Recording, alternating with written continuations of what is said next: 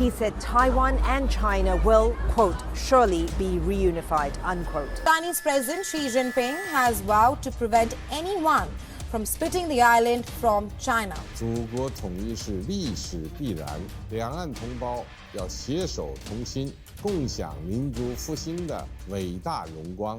Como veis, el problema de Taiwán vuelve otra vez a la palestra y vuelve porque están a la vuelta de la esquina las elecciones presidenciales de Taiwán, esa isla que, como habéis visto, está tan deseoso de reintegrar a lo que es la China continental el presidente Xi Jinping.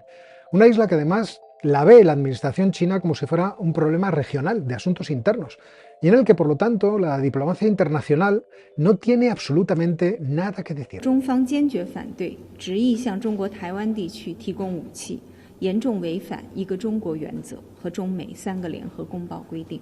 ¿Y quiénes son los candidatos que se presentan? Vamos a ver, tenemos 3 principales y 2 de ellos además son médicos. El primero es el más joven, Lai Ching-te. Es el candidato que presenta el Partido Democrático Progresivo y que además fue el vicepresidente de la anterior presidenta, Tsai Ing-wen, con la cual al principio tuvo ciertos problemillas, pero al final lo resolvieron como suelen hacer los buenos políticos, es decir, formando una candidatura conjunta. Yo creo que esto os sonará, por ejemplo, no sé, Argentina. Estos han sido los que tradicionalmente han defendido la independencia de la isla de Taiwán, pero al mismo tiempo este candidato ahora aboga por un entendimiento con China, o por lo menos con aquellos chinos, según él dice en palabras textuales, que siempre han amado a la isla de Taiwán. Después tenemos a Hou Jou-yi, un antiguo oficial de policía que además llegó a ser alcalde de Nueva Taipei y que es quizá de todos los que se presentan el más incierto de los candidatos. No solo por no haber tenido responsabilidades de gobierno nacional, en estas circunstancias en las que Taiwán va a estar navegando por procelosas aguas en los próximos años y además tratando de manejar un equilibrio muy delicado con China continental, sino también por su pasado, digamos, poco delicado. De niño ayudaba a su padre a la cría de cerdos salvajes, que además ayudaba a cazar. Esto, por otra parte, parece que le beneficia al cambiar la vertiente o el aspecto elitista que siempre ha tenido el partido Kuomintang, aquel partido nacionalista que sabéis que se enfrentó al Partido Comunista Chino en la Guerra Civil. Por otra parte, es cierto que es el candidato más inclinado hacia China, y más inclinado a afianzar todo tipo de lazos, especialmente los económicos. Al fin y al cabo, estar de vecino de la enorme superpotencia, reconoced conmigo que no deja de ser una gran tentación para el crecimiento económico. ¿Y a quién tenemos al final? Tenemos a otro médico, a Kuo Wen-ye, un científico que además trata por todos los medios de hacer valer esa condición, la de científico, que él tiene el aspecto del tecnócrata. Este fue además alcalde de Taipei, aunque en la cuestión de China y Taiwán dicen que está más próximo al Kuomintang que al Partido Democrático Progresivo. Aunque quizá no haga falta, recordemos que la guerra civil que se produjo en China entre el año 1927 y 1949 es el origen del conflicto entre Taiwán y la China continental. Los miembros del Kuomintang se refugiaron en la isla cuando el Partido Comunista, comandado por Mao Zedong, logró la victoria. Y allí se estableció una dictadura, la de Chiang Kai-shek, que durante mucho tiempo ha regido el gobierno de este país hasta que llegó la democracia. Pero Taiwán es además la localización fundamental, estratégica o geopolítica del sudeste asiático, ya que permite cerrar eso que se llama la primera cadena de islas y que podría contener territorialmente a China en caso de que se produjera un conflicto bélico. Pero por otra parte tenemos el asunto de los semiconductores, industria en la que Taiwán es fundamental y que la sitúa en un punto especialmente delicado de los equilibrios geopolíticos mundiales.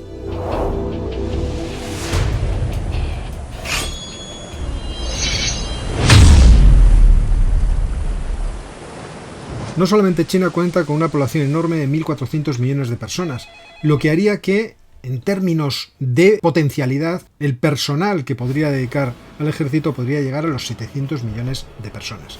Sino que además cuenta con una fuerza aérea de más de 3.000 aviones, con 1.200 cazabombarderos y unas fuerzas navales impresionantes con 2 portaaviones, 3 portahelicópteros, 49 destructores, 42 fragatas, 72 corbetas, 61 submarinos que la hacen ser una de las potencias más importantes de todo el mundo. Estas vibrantes imágenes de la democracia taiwanesa y de la economía de libre mercado de este país pueden dar paso a un año 2024 muy complicado desde el punto de vista geopolítico si China en última instancia decide hacer lo que nadie desea imaginar, que sería intentar la invasión de Taiwán, que tantas veces durante estos 2 últimos años ha estado ensayando con maniobras militares que dejaban completamente aislada la isla.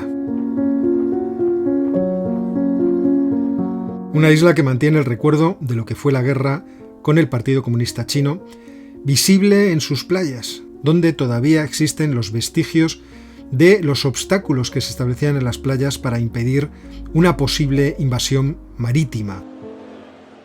Con solo 23 millones y medio de personas, la cantidad de población que podría dedicar al ejército como mucho Taiwán estaría alrededor de los 12 millones.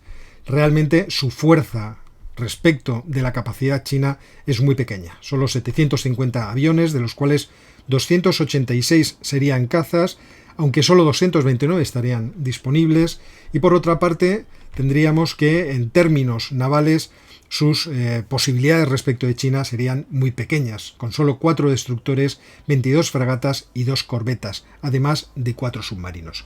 Pero todos sabemos que los Estados Unidos están haciendo todo lo posible para ayudar a Taiwán a mantenerse independiente de la China continental. De hecho, recientemente los Estados Unidos han aprobado una ayuda de 80.000 millones de dólares que en realidad no son un préstamo, sino que viene directamente de los contribuyentes de Estados Unidos. Quizá es la primera vez en los últimos 40 años que los Estados Unidos paga de su bolsillo las armas que puede utilizar Taiwán en su defensa contra el enorme imperio que representa ahora mismo la China continental. Aunque muchos generales advierten que, teniendo en cuenta la experiencia de lo que está siendo el conflicto de Ucrania, sería muy conveniente cambiar las estrategias de defensa de la isla de Taiwán y darle un mayor peso a todo tipo de elementos móviles y de misiles de medio y largo alcance, principalmente defensas antiaéreas, que pudieran impedir de alguna manera una posible invasión china.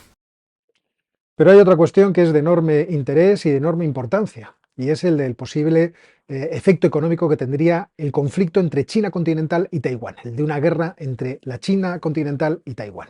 Esas consecuencias económicas serían, primero, para las dos economías implicadas, la de Taiwán y la de China, y obviamente mucho más devastadoras o totalmente devastadoras para la isla en comparación con lo que le ocurriría a la China continental.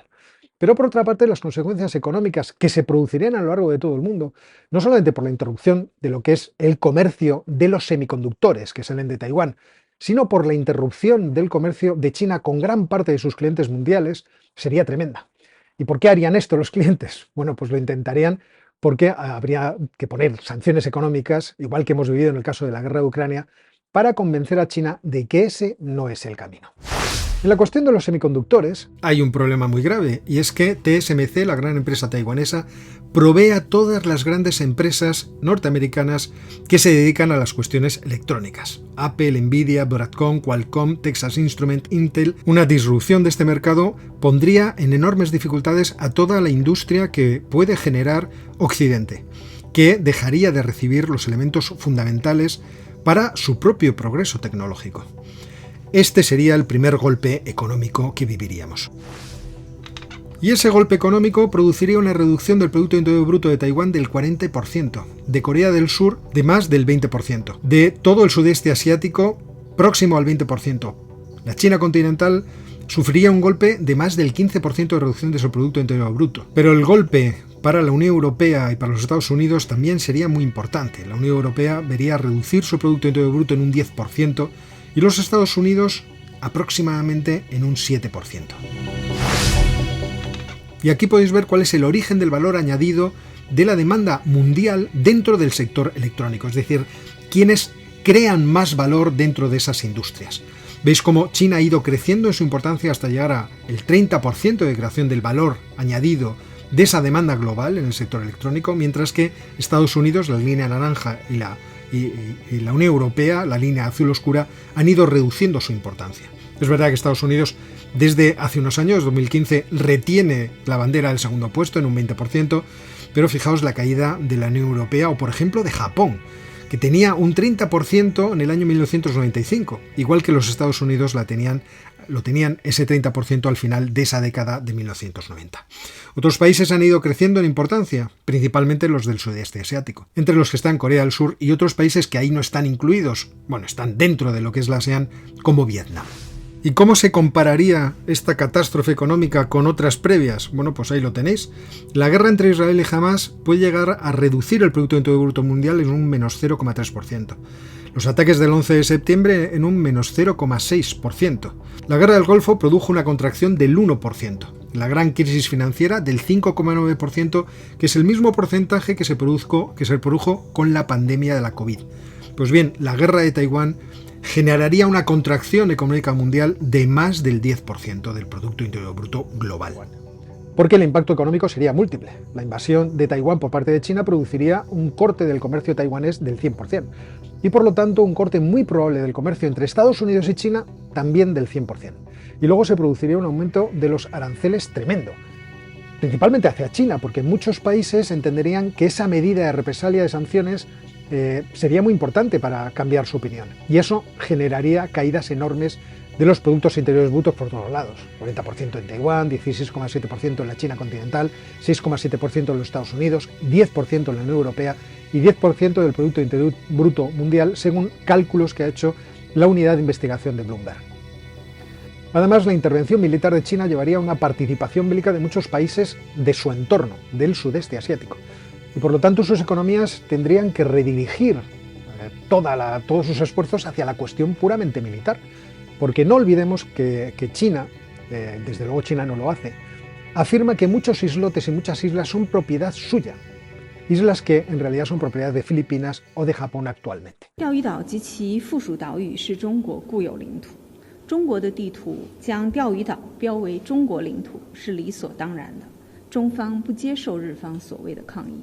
Y si alguno está pensando que qué bien que estalle una guerra entre China y Taiwán, porque a lo mejor serviría para acabar con la hegemonía del poder político, militar y económico de Estados Unidos en el mundo, que se lo piense dos veces, porque las bombas que lanzara China hacia Taiwán caerían también en nuestros patios traseros económicos, afectándonos de manera devastadora y produciendo enormes niveles de desempleo, y por lo tanto también de pobreza. Y hasta aquí el vídeo de hoy, sobre esta cuestión tan controvertida, tan interesante y tan geopolítica que se cierne sobre nosotros en este año que comienza 2024. Y si os ha gustado el vídeo, os propongo lo de siempre, que os suscribáis al canal, activéis las notificaciones, le deis al botón de like y os prometo volver con historias interesantes muy pronto, narradas en este estilo. No voy a olvidar los directos, pero quiero hacer más vídeos con este formato. Decidme en comentarios si os ha gustado. Aunque hoy os dejo además con la publicidad de mi libro.